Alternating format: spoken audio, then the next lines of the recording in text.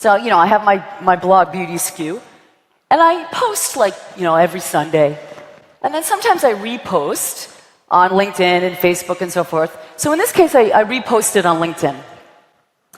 And I wrote a post about how I was kind of annoyed at the movie Beauty and the Beast, because I felt like it was pretty much talking about antiquated views of beauty.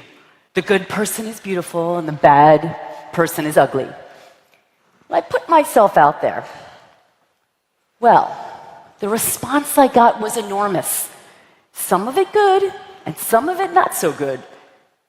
People were saying, what are you talking? You didn't even watch the movie. That's not what the movie's about. And maybe your views are antiquated. They're talking about inner beauty, not outer beauty. And all of that debate and exchange made me think, yeah, maybe my views of beauty are kind of old-fashioned, and maybe I should watch the movie again. All of that allowed me to grow, to learn, to change my point of view, to self-make. So because of the fact that we're real and we're raw and we're vulnerable, and we can now be more expressive and emotive, and this is a place where we expect exchange and debate and challenges, all of that leads to self-making through others. It's like we're hearkening back to a time before the Industrial Revolution, before that idealized sense of the individual.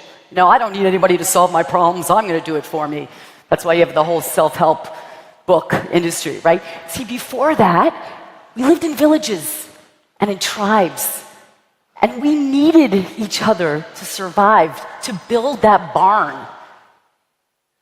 It's kind of like we're going back to that in a beautiful way, where interdependence, relying on each other to build and to grow, is part of the norm. So, if self-making through others explains what unites all these social media sites, explains what's at the heart of it in the best possible way, what does that mean for you as a brand, as a content creator? Well, first of all, recognize this is a deeply human space.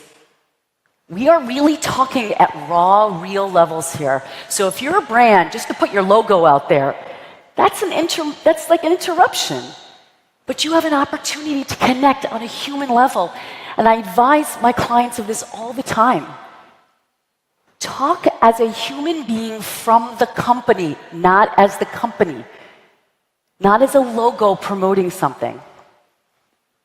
A great example of this is what Elon Musk does. A couple years ago, Tesla was criticized in the New York Times for one of its car lines.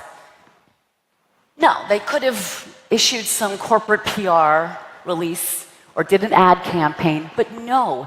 Elon gets on as the representative of Tesla, and he is raw, and he is real, and he's angry, and that's okay because that is the space we're in.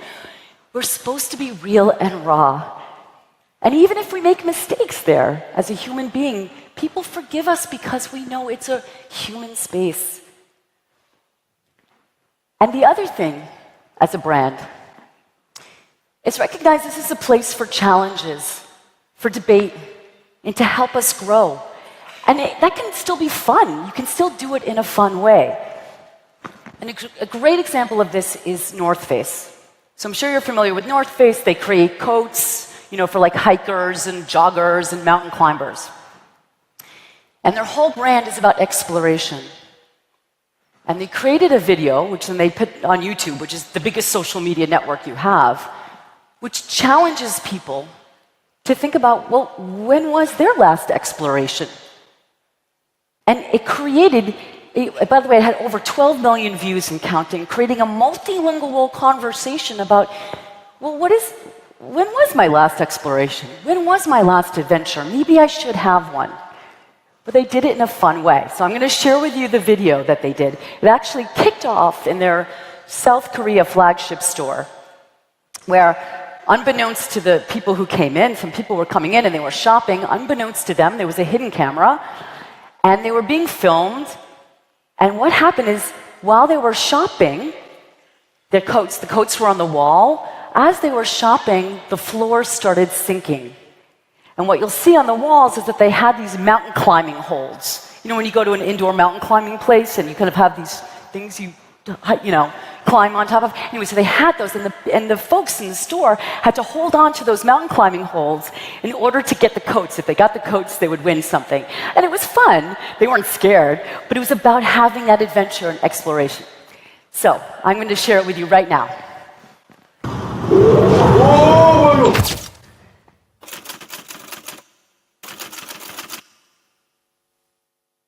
네, 어서오십시오. 저희가 이번에 시장으로 나온 제품이고요.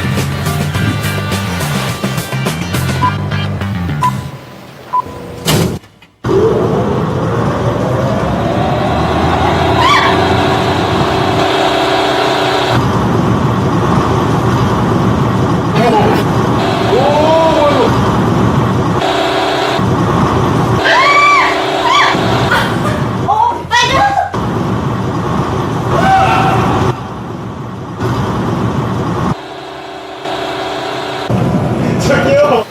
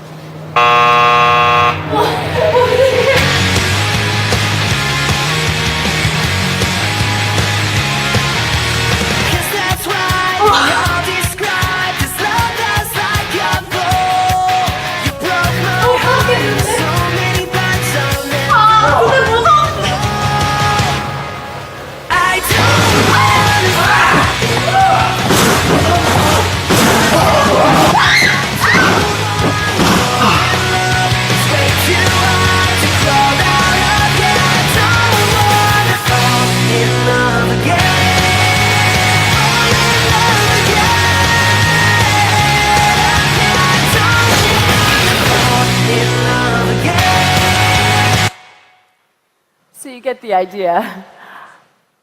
One other thing to note is that you can use the social media space not just as a way to challenge your consumer, but also as a way to challenge yourselves as a brand.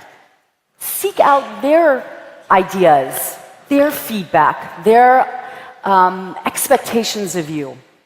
So again, use the space and be human. Speak like a human from the brand. And challenge yourselves and challenge your consumers.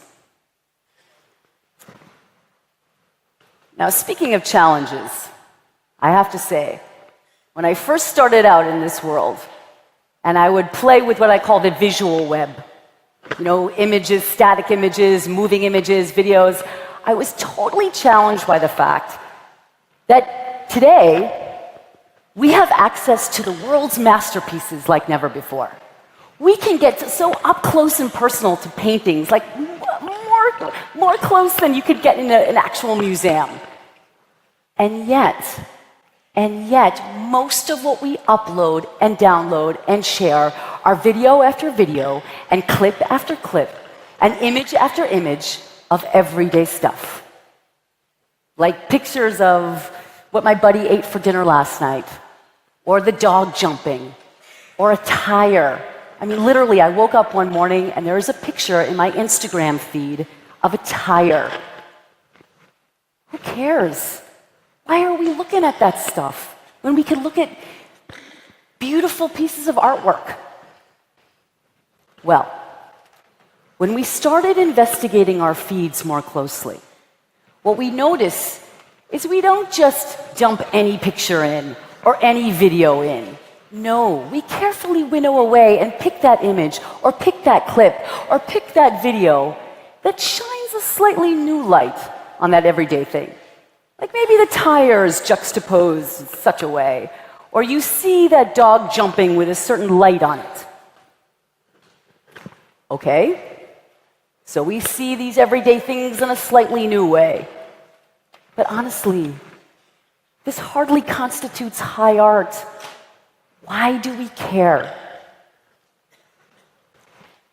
Well, the answer is surprisingly deep. You see, since the beginning of time, We have all asked ourselves that gnawing question that always seems to crop up when we're sitting in traffic, or filling out forms, or waiting for that delayed plane, where we ask, is this all there is? Is this my life? I thought it was going to be more exciting than this. And I know I've asked this. And since the beginning of time, Greek playwrights and ancient religions and authors have sought to answer that question by feeding our appetite for wonder and discovery in the everyday. As Proust said, the voyage of discovery is not in seeking new landscapes, but in having new eyes. You see, we seek, we crave the wondrous and the beautiful in the everyday to show ourselves that our everyday lives, what we eat, what we wear, where we live, that bus tire, isn't mundane, isn't banal, but it's actually exciting and full of beauty. So fast forward to today, and we upload and download and share all these everyday images and pics and videos, especially because of their everydayness, made that much more amazing. It helps us see our world anew, with fresh eyes,